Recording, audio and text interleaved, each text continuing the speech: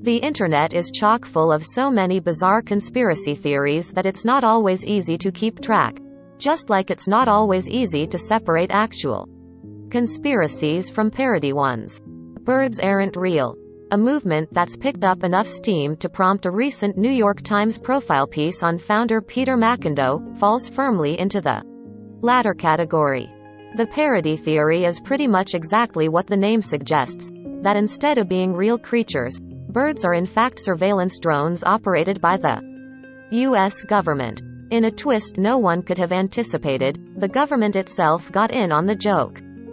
Yep, that's the official Twitter account of the U.S. Consumer Product Safety Commission, a government agency concerned with protecting the public from unsafe products. The tweet received thousands of retweets, and the USCPSC didn't stop there. They used their opportunity to meme, and meme hard. Well, you certainly can't fault their level of effort. Will the thread convince birds aren't real diehards? That remains unclear, but it certainly provided a handy marketing opportunity for the USCPSC's Safer Products website.